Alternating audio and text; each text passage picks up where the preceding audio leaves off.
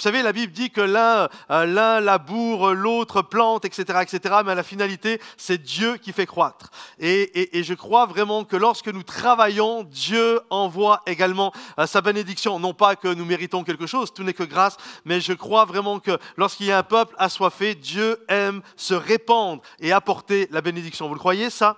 Alors, c'est un moment de joie et un moment de bénédiction de voir toutes ces personnes qui servent ce matin, que ce soit l'équipe d'accueil, que ce soit l'espace, que ce soit les médias, que ce soit les moniteurs, les monitrices. Est-ce qu'on peut les applaudir bien fort, ceux qui ont fait le ménage? Un jour, j'ai entendu cela et ça m'a vraiment interpellé.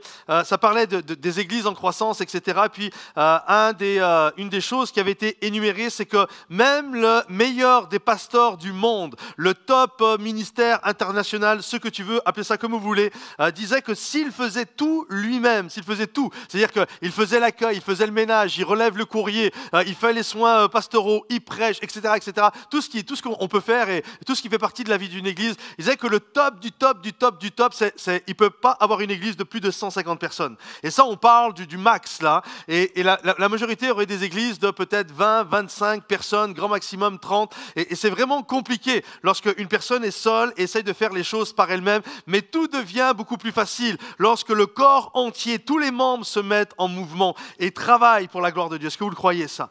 Alors, nous avons tous besoin les uns des autres. Nous avons tous besoin de ceux et celles qui sont à nos côtés pour voir la gloire de Dieu se manifester. La semaine passée, j'ai été faire une mission, j'ai fait plusieurs églises, le Val-de-Loire, et puis en montant au Val-de-Loire, je me suis arrêté juste avant, je me suis arrêté à Poitiers, et là j'ai prêché, j'ai eu l'occasion d'apporter la parole de Dieu, et à la fin de la réunion, je me tenais avec les gens, je discutais, je partageais avec les gens qui étaient là, et là il y a une jeune femme qui est venue me voir, elle m'a dit, je suis vraiment content de vous voir aujourd'hui, je dis oui, et juste je voulais connaître le témoignage, elle me dit, en fait, il y a 6 mois de ça, je me suis converti avec vous.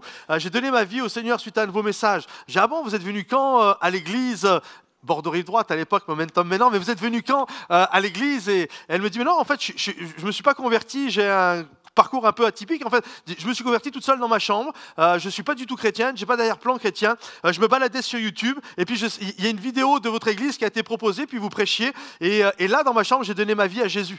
J'ai été foudroyé, j'ai donné mon cœur à Jésus. Et puis ensuite, j'ai cherché une église et je me suis retrouvé dans cette église. Et là, 3-4 mois après, vous arrivez, vous venez prêcher, je me dis, c'est juste incroyable. Alors, est-ce qu'on peut applaudir bien fort tous ceux qui travaillent dans le média? Vous savez, au-delà d'un gars qui gesticule sur le devant le dimanche matin, sans eux, cette personne n'aurait pas donné sa vie à Jésus. Vous comprenez? C'est la grâce de Dieu avant toute chose, mais c'est vraiment le travail de tout un corps ensemble. Et nous allons de l'avant et c'est un bénéfice que les gens peuvent recevoir. Alors je crois vraiment que c'est important de réaliser, et ça va être un message ce matin avec la thématique sur le fait de servir Dieu et de l'importance que chacun d'entre nous puissions servir Dieu les uns à côté des autres. Alors le titre que je vais apporter ce matin, le titre du message que je vais apporter ce matin, c'est la grâce de servir Dieu ensemble. Parce que servir Dieu est une grâce. Est-ce que vous le savez, ça? Dieu aurait pu se passer de nous, mais Dieu a désiré nous utiliser. Je me souviens, un professeur nous disait ceci, on ne pourra jamais faire ce que le Saint-Esprit doit faire, mais le Saint-Esprit ne fera jamais ce que nous, on doit faire. Et il a plu à Dieu non seulement de nous sauver, mais il plaît également à Dieu de pouvoir nous utiliser pour être une source de bénédiction pour les gens qui sont autour de nous. J'ai noté ceci, chaque membre de l'Église est unique par son âme, ses talents, les traits de son visage, sa culture, sa couleur. Aux yeux de Dieu, malgré nos différences, nous avons la même valeur. Que vous soyez responsable d'un département ou la dame servant le café le jour de goûter fraternel au Café Connexion ou autre, devant Dieu, nous sommes égaux et nous avons besoin les uns des autres. Amen. On a tous besoin les uns des autres ici. Et on va regarder ce matin à une église qui a été certainement dans l'église du Nouveau Testament, l'église qui a eu la plus forte influence. Cette église n'est pas l'église de Jérusalem, même si elle a eu une influence considérable et énorme et que tout est parti de l'église de Jérusalem. Mais la Bible nous enseigne qu'à un moment donné, l'église de Jérusalem a connu une persécution. Et alors qu'ils vivent une persécution à cause d'un homme qui s'appelle Saul de Tarse, celui qui deviendra le grand apôtre Paul. Mais à ce moment-là, il est complètement démonisé, complètement fou, il est enragé. La Bible nous dit littéralement même que son haleine, je ne sais pas si vous imaginez, ça devait sentir assez fort, mais son haleine sentait la menace et le meurtre. Le gars, il devait vous parler, il devait y avoir des choses qui devaient se véhiculer à travers l'haleine, là, ça devait être quelque chose d'assez incroyable. Et la Bible nous dit qu'il a fait mourir un frère dans la foi qui s'appelait Étienne. Il rentrait dans les maisons, il divisait les familles, il prenait votre mari, il le jetait en prison, peut-être c'était votre épouse ou un fils, une fille, et vraiment il a porté une terreur sans précédent dans la ville de Jérusalem. Et cet homme à un moment donné va donner sa vie à Jésus, mais avant de donner sa vie à Jésus, quand il respirait, il sentait l'haleine, sentait le meurtre et la menace, la Bible nous dit qu'il y a plein de chrétiens qui vont fuir la persécution. Et là, il y a un groupe de croyants dont on ne connaît pas grand-chose, vont fuir et ils vont se retrouver dans le pays de la Syrie, là aujourd'hui où il y a toutes sortes d'événements tragiques, mais ils vont se retrouver en Syrie et dans une ville qui s'appelle Antioche. Et là, à Antioche, ils vont commencer à développer une église et la Bible nous dit que la grâce de Dieu était avec eux et l'église va commencer à se structurer et vraiment, ça va être une source, cette église va être une source de bénédiction juste incroyable. Et une des particularités de cette église, c'est qu'elle a eu dans son équipe pastorale, je ne sais pas si vous imaginez la capacité de pardon de cette église, elle a eu dans son équipe pastorale, elle a eu celui qui autrefois les persécutait. Saul de Tarse donne sa vie à Jésus et Saul de Tarse devient un des pasteurs de l'église d'Antioche. Vous imaginez? Le gars qui vous a fait virer, qui vous a tétanisé, terrorisé, d'un seul coup, il devient votre pasteur. Ça demande pour l'église une mesure de grâce sans précédent. Et cette église est pleine d'enseignements à beaucoup d'égards. Et un de ces enseignements, c'est cette capacité de servir Dieu, malgré toutes les différences qu'elle pouvait avoir. Regardez ce qu'il est dit dans Actes, au chapitre 13, du verset 1 à 3. Il y avait dans l'église d'Antioche des prophètes et des enseignants. Barnabas, Siméon, appelé le Noir, ou Niger, suivant la version que vous avez, Lucius de Cyrène, Manaën, qui avait été élevé avec Hérode le tétrarque, et Saul. Pendant qu'il rendait ou qu'il servait le Seigneur et qu'il jeûnait, le Saint-Esprit dit « Mettez-moi à part Barnabas et Saul pour la tâche à laquelle je les ai appelés. » Alors, après avoir jeûné, prié et posé les mains sur eux, ils les laissèrent partir. Amen. Quelle grâce de voir une église avec autant de diversité. Premièrement, ce matin, tous pour un. Ça va être très mousquetaire ce matin. Tous pour un. Premièrement, tous pour un, cette notion où nous sommes tous unis pour une seule personne. Nous sommes tous unis avec un objectif en commun. Cette église me bénit, l'église d'Antioche me bénit par la diversité qu'elle a. C'est quand même assez incroyable, quand on lit comme ça, on peut lire sans faire trop attention. Mais vous savez, généralement, là on a lu ensemble, il y avait des prophètes et il y avait des docteurs. J'ai remarqué ceci, généralement dans une église où il y a une grande sensibilité spirituelle, prophétique, etc. On regarde des églises qui sont plus dans tout ce qui est doctrinal, où c'est très enseignement, etc. On a tendance à regarder un peu ces églises comme des églises froides, des églises lourdes, des églises tellement organisées qu'elles sont lourdes, qu'elles n'arrivent pas à avancer. Et généralement, dans ce type d'église-là, où il y a vraiment les docteurs, etc., on a tendance à regarder les églises où il y a une sensibilité spirituelle, prophétique, un peu pour des gens bizarroïdes. Vous savez, les gens un peu, ouais, c'est prophétique, quoi. Ils vont où le vent souffle, etc., etc. Et là, moi, ce qui me bénit dans cette église, c'est que nous voyons que les deux, et encore, il y avait Barnabas, le pasteur, il y avait Paul, l'apôtre, etc., et nous voyons qu'ils sont tous là et ils sont heureux d'être ensemble. Et il y avait également une diversité dans la culture, les gens qui composaient cette église-là. On voit qu'il y avait Lucius le Noir, c'était un Noir. Il y avait celui qui venait Simon de Cyrène. Cyrène, c'est l'Afrique du Nord. Il y avait un Noir, il y avait un Africain du Nord. Il y avait Barnabas, qui était un Chypriote. Il y avait Saul de Tarse, qui était un Juif, etc., etc., des Syriens. Et tout le monde était là. Et je crois que c'est une beauté lorsque une église est hétérogène. Et moi, je crois que lorsqu'il y a un réveil, l'église n'a pas d'autre choix que d'être hétérogène. Qu'on trouve dans cette église toutes sortes de sensibilités. On voit qu'il y en avait un qui avait été élevé à la cour du roi. Vous imaginez, des classes sociales différentes. Il y avait certainement des gens qui étaient dans la précarité, mais il y avait aussi des gens qui venaient de la haute, qui avaient eu des instructions, qui avaient été élevés avec le roi. Vous imaginez un petit peu tout ça? Et tout ça se retrouve dans la même église. Et moi, je trouve que c'est beau lorsqu'une église est hétérogène.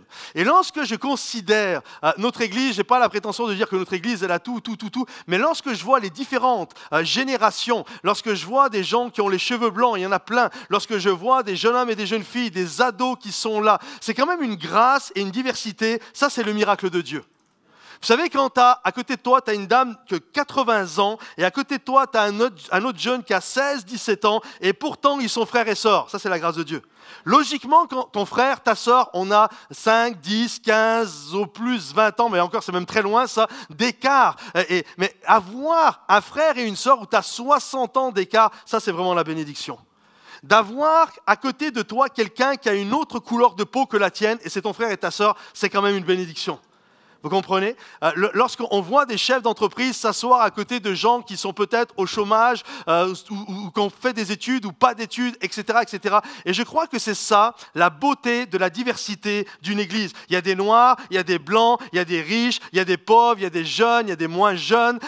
Toutes les personnes sont là, sont composées. Et je crois que ça, c'est la bénédiction de Dieu. Est-ce que vous le croyez? Alors que tous ceux qui croient à la diversité applaudissent le roi des rois. Une église qui vit un temps de réveil, une église qui vit un temps de croissance. J'ai l'occasion de lire des livres, j'ai l'occasion de voir des églises en bonne santé qui grandissent. Nous voyons toujours que le réveil, alors bien sûr, il y a toutes sortes d'échelles différentes dans ce qu'on peut entendre et percevoir du réveil, mais vivent toujours cette notion-là où d'un seul coup, plein de gens, de plein de milieux différents, où on ne se serait jamais retrouvé, où on n'aurait peut-être jamais été amis si Dieu ne nous avait pas réunis. D'un seul coup, on se retrouve tous ensemble, on bâtit le royaume de Dieu ensemble, on se considère comme des frères ensemble, des frères et sœurs ensemble, on prie ensemble, on pleure ensemble, on rit ensemble, on est heureux d'être là pour le roi des rois. Amen. Et il y a cette notion de nous sommes un corps et chaque personne ici est différente. Chaque personne ici fait partie, a une particularité, est un membre différent. Vous savez, en ce moment, il y a... Je ne sais pas si vous avez déjà entendu parler de ça, mais je suis un peu l'actualité, je regarde, et il y a des gens qui disent, mais tu n'as pas besoin d'aller à l'église, tu es l'église. J'aimerais vous dire, c'est faux. Vous n'êtes pas l'église seule. L'église, c'est pas moi. L'église, c'est pas toi. L'église, c'est toi et moi. C'est nous l'église. C'est lorsque les pierres vivantes se retrouvent être ensemble, c'est là que nous sommes l'église. Vous comprenez? Sinon, tu es juste une pierre vivante. Tu es le temple du Saint-Esprit, mais tu n'es pas l'église seule. L'église, c'est le corps de Christ lorsqu'il est réuni. Regardez ce que la parole de Dieu nous dit par rapport à ça. Ainsi, le corps n'est pas qu'un seul membre, mais il est formé de plusieurs membres. Si le pied disait, parce que je ne suis pas une main, je ne suis pas du corps, ne serait-il pas du corps pour cela?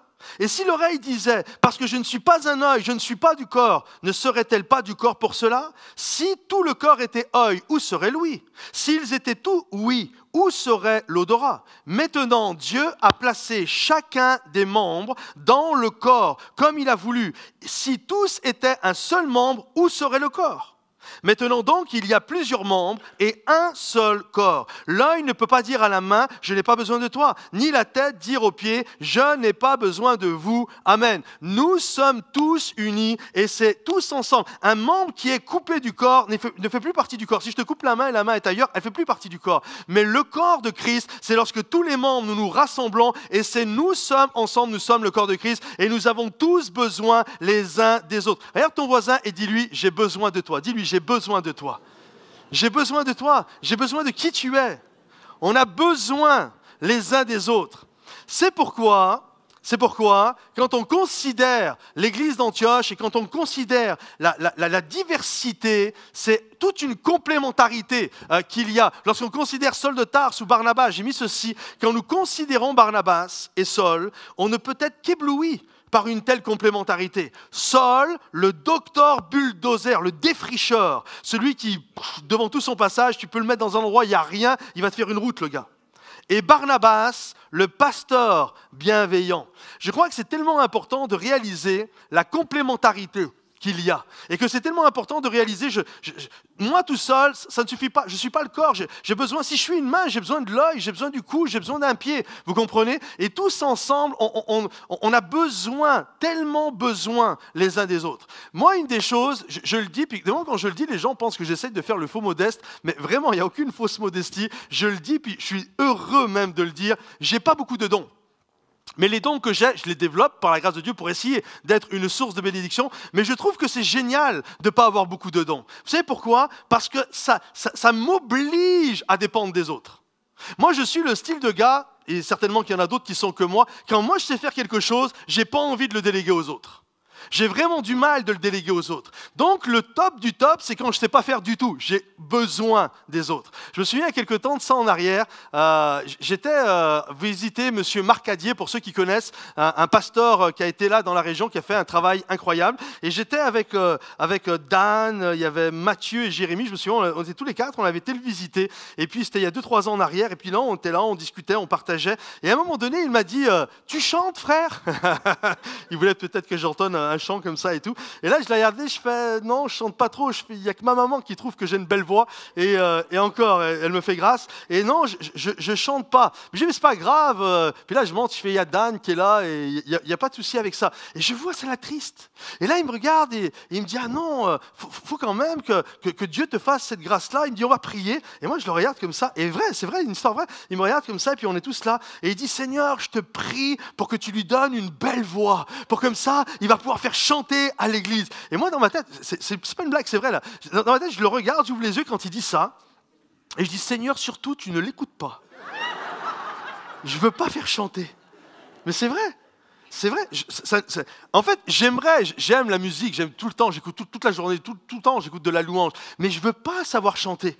Vous comprenez? Parce que pour moi, ce n'est pas une faiblesse, c'est une force. Je suis obligé de me retrouver dans une église où il y a plein et on va développer ça. Et finalement, toutes les faiblesses que tu as, plutôt que de le vivre comme une faiblesse, plutôt que de le vivre comme oh, « j'ai pas de chance, ceci, cela », en fait, c'est une force. Ça nous amène à réaliser la complémentarité au milieu du peuple de Dieu. J'ai besoin de toi, j'ai besoin de tous ceux qui chantent juste et j'ai besoin de chacun d'entre nous. Et on a tous besoin les uns des autres. Et c'est une grâce et une bénédiction. Et je crois que c'est tellement important quand on le réalise. C'est ça l'Église, c'est ça le corps de Christ. L'œil ne peut pas dire au pied, j'ai pas besoin de toi.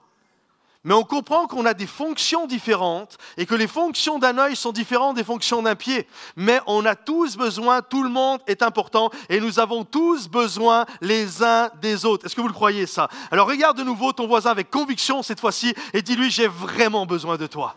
Tu as des choses que je n'ai pas.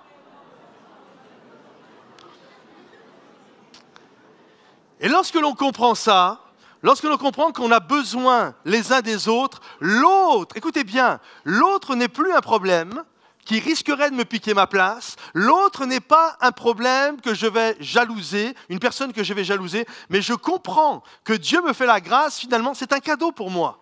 Et non un problème, c'est quelqu'un qui va ensemble, on va s'aider et on va aller de l'avant. Une personne remplie de grâce bannit définitivement de sa vie la jalousie et la quête de position personnelle. En fait, nous ne servons pas nos dons pour nous faire un nom. En fait, les dons que nous avons sont des dons pour être une source de bénédiction les uns pour les autres. Le don que j'ai n'est pas pour me faire un nom. Le don que Dieu m'a donné est pour vous bénir et vous encourager. Le don que tu as n'est pas là pour fatiguer l'Église. Le don que Dieu t'a donné est là pour bénir le peuple de Dieu.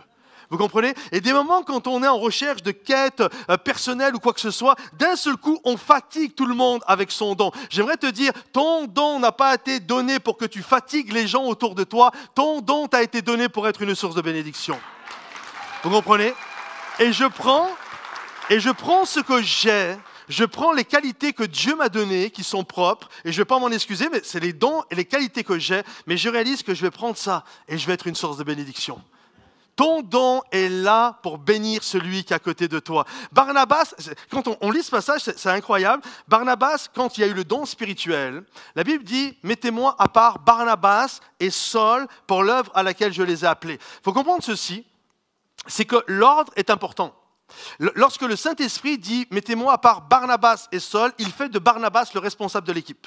Il est cité en premier. Dans le contexte biblique, tu es cité en premier, c'est toi le chef, c'est toi le leader. Et Barnabas est cité en leader. Moi, j'imagine un instant, Saul de Tarse, celui qui va devenir l'apôtre Paul, lorsqu'il entend ça. Peut-être au fond de lui, il a dit, hop, 2 minutes, là, celui qui donne le don, la Bible dit qu'il faut juger de tout, alors je vais juger ce que tu viens de dire. Tu es sûr qu'il t'a dit de dire Barnabas en premier? Parce que comprenez ceci, ça fait 14 ans quand même que le monsieur, il attend. 14 ans qu'il attend et il se retrouve à ce moment-là et il a eu un don dans sa vie, Barnabas, le Saul de Tarse. Le don qu'il a eu au moment où il donne sa vie au Seigneur, c'est qu'il va être un instrument de choix pour toucher les nations. Alors moi j'imagine quand Saul de Tarse entend le don spirituel, attends, 2 secondes, c'est pas toi, ça va être moi parce que autrefois il y a eu un don spirituel quand même, tu vas pas parler c'est le Saint-Esprit qui l'avait dit, et etc., etc. Non, vous savez ce que Saul de Tarse fait? Il laisse et il va travailler de tout son corps, de toute son âme, et il va attendre que Dieu le mette en place. Et à un moment donné, la Bible nous dit que Saul de Tarse va devenir l'apôtre Paul. Et à partir du moment où il devient l'apôtre Paul, c'est lui qui va devenir le responsable, qui va devenir le chef quelque part de l'équipe missionnaire. Il n'y avait pas juste Barnabas et Saul, ils étaient plusieurs, et ils vont avancer ensemble. Et j'aime cette notion de cet homme tellement spirituel, de l'apôtre Paul, de Saul de Tarse, qui va être capable de réaliser, j'ai reçu un don, il y a des prophéties qui sont sur ma vie, mais je continue, je suis soumis à l'Esprit de Dieu et je continue et j'avance. Et je crois que quand j'ai cette attitude-là, le Seigneur finit toujours par m'amener là où je dois aller et je finis par être une source de bénédiction pour le peuple de Dieu. Amen. C'est tellement important de comprendre ça. Vous savez pourquoi? Quand nous servons tous les uns à côté des autres, vous savez, une église qui vit une croissance est une église hétérogène. Est une église avec plein de dons, plein de qualités, plein de choses différentes. Mais ça veut dire aussi quelque chose. Ça, c'est la force, c'est la beauté. Mais il y a quelque chose également, il y a le pendant de tout ça, c'est que l'équilibre dans la diversité est très fragile. C'est un peu comme un mariage mixte. 2 personnes de même culture qui se marient, c'est assez facile. Ils ont les mêmes valeurs, ils ont eu la même éducation, ils aiment manger les mêmes choses, ils parlent la même langue, ils voient les choses pareilles. 2 personnes de culture complètement différentes qui se marient, ça peut faire des mariages magnifiques, hein, mais ça demande beaucoup plus de travail. Ça demande de mettre de l'eau dans son vin, d'arrondir les angles, etc., etc. Vous comprenez? Pourquoi? Parce que la diversité amène une fragilité au niveau de l'équilibre. Et c'est tellement important de le comprendre afin que je réalise que on est une église hétérogène, on a des dons, des talents, des sensibilités différentes et je suis appelé à respecter celui qui est à côté de moi, à respecter qui il est et sa génération et ma génération et sa couleur et ma couleur et qui on est, etc. Et que tous ensemble, on puisse le réaliser, s'aimer, s'apprécier et prendre soin les uns des autres. Et ça, c'est tellement important de pouvoir comprendre qu'il y a tout un équilibre à avoir dans la diversité. Alors, vous connaissez l'expression « tous pour un et un pour tous ». Deuxièmement, lorsqu'on est tous pour un, pour que quelqu'un dans le corps de Christ, un œil, un pied, je ne sais pas, puisse se développer et avoir un impact pour le royaume de Dieu, on doit comprendre que tous pour un et un, moi pour vous tous. Et toi pour tout le monde. Comprenez-vous? C'est un peu comme les mousquetaires. Et on va le voir, c'est tiré de la Bible tout ça. Hein. Mais il y a cette notion de « je suis là pour toi, mais tu es là aussi pour tout le monde ». Et c'est ensemble, on comprend et on avance avec cette notion-là. Dans les différentes épreuves, on voit que Barnabas et Saul de Tarse, l'apôtre Paul, vont faire bloc. Durant tout le voyage missionnaire, on sait que par la suite, lorsque le voyage missionnaire va se terminer, à cause d'une autre tierce personne, ce n'est pas mon message de ce matin, mais il va y avoir un malentendu, puis ils vont être obligés de faire 2 équipes différentes. Mais durant tout le voyage missionnaire et les épreuves qu'ils ont connues, quelqu'un qui abandonne, des complications, des gens possédés, des gens qui les fatiguent, les coups, la prison, etc., ils ont toujours fait bloc.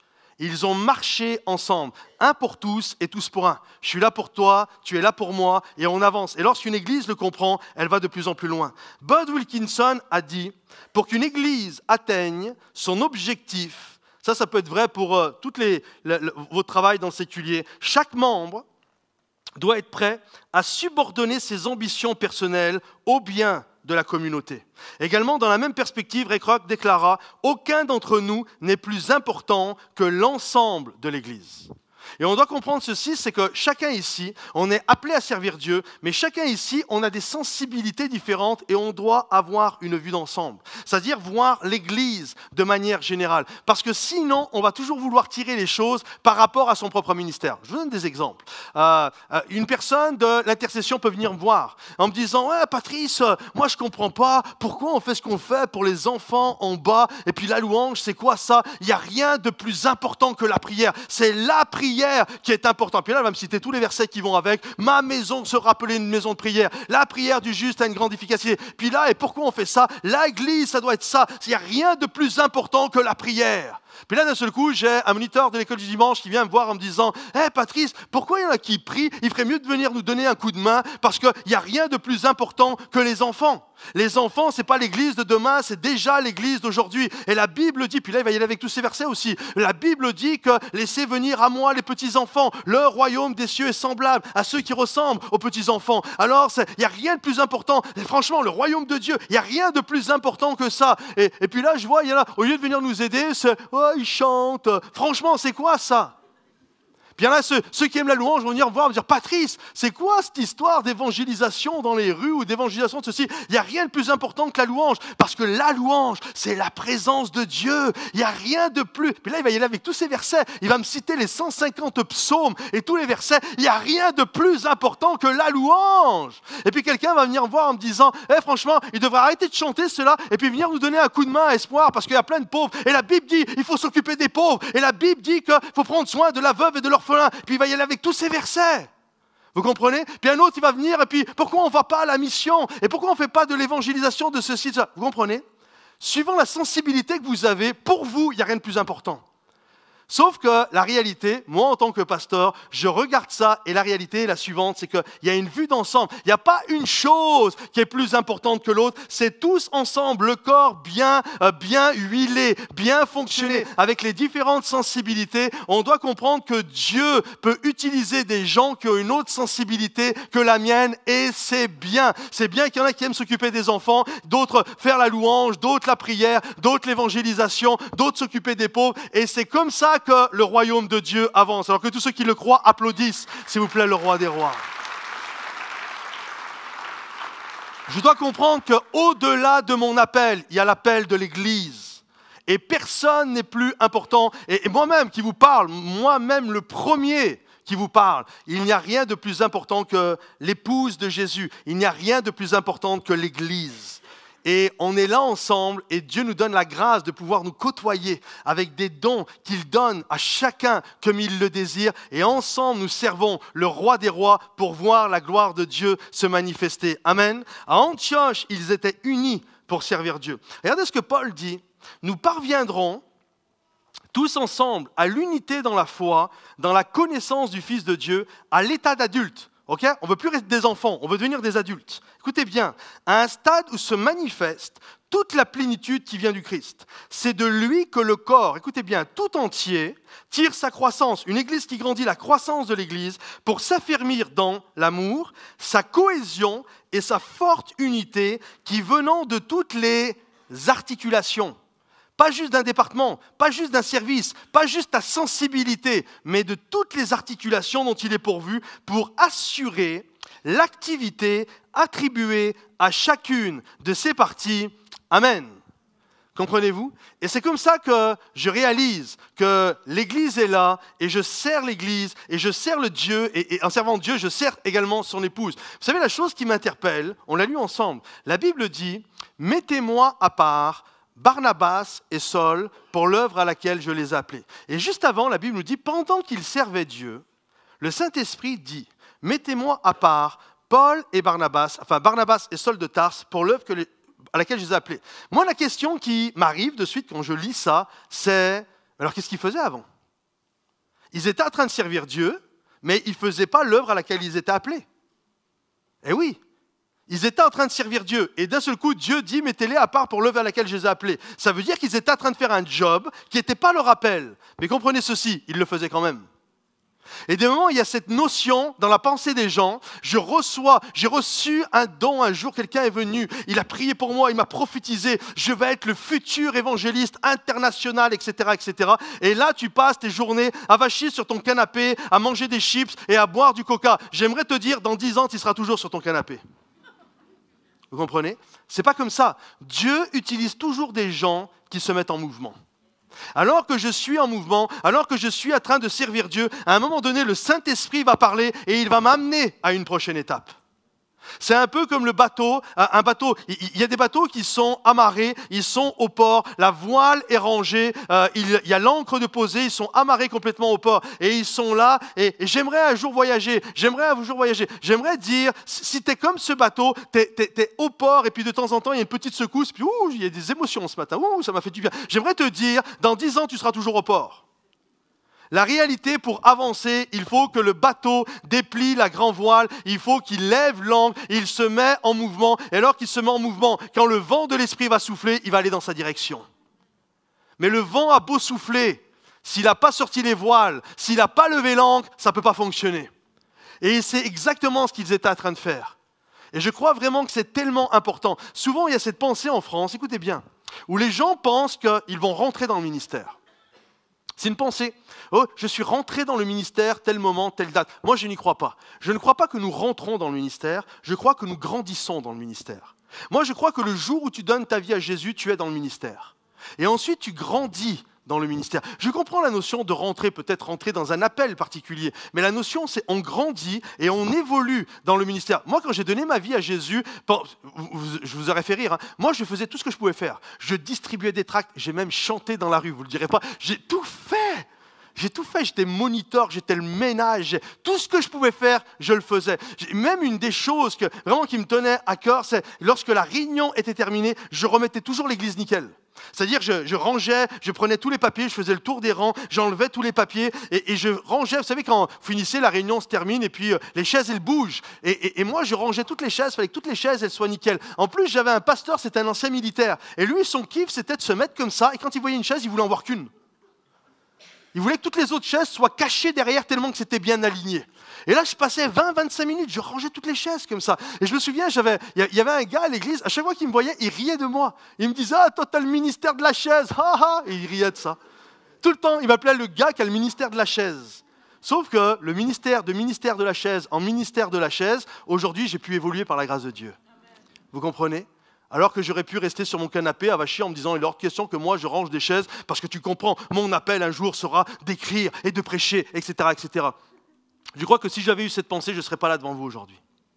La pensée, c'est « Mets-toi en mouvement, sers le Seigneur, sois celui qui va servir et Dieu va t'amener d'étape en étape. Le Saint-Esprit va parler, parce que je crois que Dieu parle encore, et le Saint-Esprit va te diriger et te conduire là où il désire que tu puisses avoir un impact pour le royaume de Dieu. Amen. Car c'est par la grâce que vous êtes sauvés, par le moyen de la foi. Et cela ne vient pas de vous, c'est le don de Dieu. Ce n'est point par les œuvres afin que personne ne se glorifie. Car nous sommes son ouvrage. Littéralement en grec, c'est son poéma, son poème. Et là, toutes les femmes font ouh. Non. Ayant été créés en Jésus-Christ pour de bonnes œuvres que Dieu a préparées d'avance afin que nous les pratiquions. Nous sommes sauvés pour pratiquer les œuvres que Dieu a désirées pour nous. On doit comprendre que c'est tous ensemble où nous pouvons avoir de l'impact. Et c'est tous ensemble où nous voyons la grâce et la gloire. Ce n'est pas un gars qui gesticule. Tout à l'heure, je vous parlais de cette jeune fille qui a donné sa vie, cette jeune femme qui a donné sa vie au Seigneur. Mais j'aimerais vous dire, si c'était juste moi, elle l'aurait jamais eu. Ça a demandé une équipe qui prenne le son à la sono, ça prend des gars qui font, ou des filles qui prennent la captation vidéo, ça prend quelqu'un qui fait le montage, vous comprenez? C'est pas l'histoire d'un gars qui est sur le devant là, puis gesticule dans tous les sens. Ça fait rien ça. La réalité, c'est lorsque nous sommes tous ensemble, que nous servons, que nous voyons la gloire de Dieu se manifester. Je vous ai déjà expliqué que j'ai donné ma vie au Seigneur au couteau Floris. Tu peux mettre la diapo du couteau, s'il te plaît. J'ai donné ma vie au Coteau-Fleury. La petite maison que vous voyez là sur la gauche, elle est vétuste maintenant. J'ai fait cette photo cet été, mais quand j'étais dans cette maison, j'étais enfant, ça a été mon premier dortoir. Les petits dormaient dans le dortoir, et puis après, c'est les toiles de tente. Et donc, il y a plus de 30 ans en arrière. Hein. Et donc, j'étais là, et c'est le même endroit où j'ai donné ma vie à Jésus. C'était exactement le même endroit où c'était mon dortoir. Et je me souviens, quand j'étais enfant, pour moi, mes souvenirs, mes plus beaux souvenirs d'enfant, mes plus beaux souvenirs littéralement d'été, c'était la colonie. C'était le Coteau-Fleury. C'était tellement incroyable. J'avais des monitrices, Marido, plusieurs monitrices, elles étaient juste incroyables. Elles étaient d'une gentillesse phénoménale. J'étais turbulent pourtant, mais elles étaient là. Et je me souviens, c'était juste fou, les histoires, quand elles nous racontaient les histoires, les odeurs qu'il y a là-bas en Haute-Loire, en Auvergne, ça sentait... Toutes les senteurs, je les ai encore dans la tête tellement que ça m'a marqué. Et je me souviens, il y avait une petite maman, une cuisinière qui nous faisait les bons petits plats. Et je me souviens, une des choses qu'elle nous disait, elle disait, si vous voulez des tartes à la myrtille, allez chercher des myrtilles et je vais aller vous faire des tartes. Et moi, je me souviens, j'ai 7, 8 ans, je suis avec mes copains, on remplit nos gourdes de myrtilles, puis j'apporte ça, puis elle nous faisait des tartes, et on se régalait. Je me souviens les soirs, les veillées, je me souviens de Madame Maffre, Josette, qui nous chantait tout doucement, et puis là, tous les enfants, on partait comme ça, à pas feutrer. C'était tellement incroyable. Et vous savez quoi? C'est pas une blague. Quand je suis devenu adulte, à 23 ans, loin, tellement loin des choses de Dieu, j'avais la nostalgie de ce moment-là. Je me souvenais quand j'étais enfant, je me souvenais du coteau, je me souvenais de ça et je me disais c'était tellement incroyable. Et je m'étais dit, c'est fou, je m'étais dit j'aimerais tellement y retourner. Et là un jour je vais chercher ma mère, moi j'allais pas à l'église mais je cherchais ma mère qui était à l'église et puis juste là il y a le pasteur de jeunesse, Laurent Hartmann, il me voit, il me dit Patrice, j'ai dit ouais, il me dit j'ai vu il y a un camp au coteau, je t'ai inscrit, c'est bon pour toi? Puis moi j'allais jamais à l'église, on se connaissait pas trop, je dis tu m'as inscrit, mais en même temps Dieu savait toutes choses, hein. Moi je ne comprenais pas à ce moment-là. Mais 2-3 jours avant, j'aimerais tellement aller au Coteau-Fleury. Puis quand il me dit ça, je lui dis, mais je ne suis plus un enfant. Il dit, non, c'est un camp jeune adulte, 18-25 ans. J'ai 23 ans à ce moment-là, 18-25 ans. Tu peux y aller. Je dis, ok, je verrai. Puis au fond de moi, juste pour le fun d'y retourner. Juste pour le fun de retourner là-bas. Et je me souviens, j'y vais, août 95, je vais là-bas. Et les réunions ont lieu dans cette petite... dans ce petit dortoir, qui aujourd'hui c'est plus qu'un débarras maintenant, mais là c'était le petit dortoir. Et là, on se met là, puis on n'est pas nombreux, on est 12, 15. Et il y a le pasteur Guy Bergamini, qui est décédé il y a peu de temps. Et là, il prêchait, et la gloire de Dieu était là. C'était incroyable. Chaque réunion, je l'entendais prêcher, je pleurais, je sanglotais, littéralement je tremblais de sanglots sur ma chaise tellement que ça m'impactait. Et c'était fou, quoi. Et là, le 12 août 1995, je donne ma vie à Jésus. C'est un moment tellement merveilleux, tellement inscrit, tellement indélébile dans ma mémoire. Maintenant, comprenez ceci. Si vous faites une photo de ce moment-là, il n'y en a pas eu, mais si quelqu'un avait fait une photo de ce moment-là, voici le commentaire des gens. Voici le commentaire qui aurait eu lieu.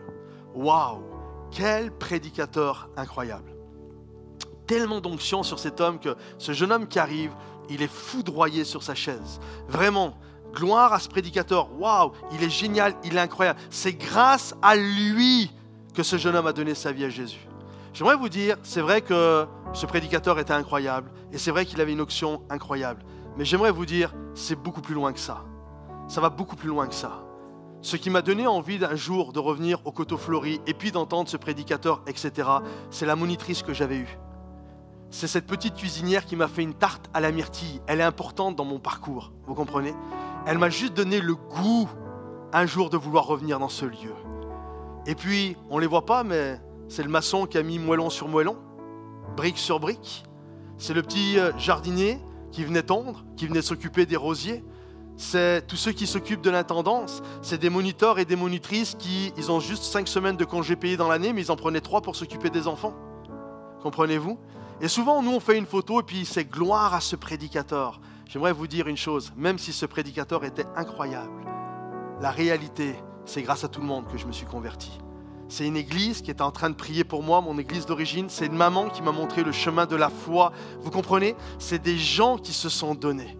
Et souvent, on fait l'erreur. Et nous faisons l'erreur de croire que c'est juste grâce au gars qui est en train de gesticuler sur le devant. J'aimerais vous dire, je suis juste un maillon de la chaîne. La réalité, c'est grâce la grâce de Dieu, la grâce de servir Dieu ensemble, c'est l'Esprit de Dieu qui est là et qui permet que chacun soit à la bonne place et qu'au moment où Dieu le désire, où Dieu désire toucher un corps, alors que nous sommes tous à la bonne place, des cœurs sont touchés par la grâce de Dieu et tous ceux qui le croient disent Amen et applaudissent le roi des rois.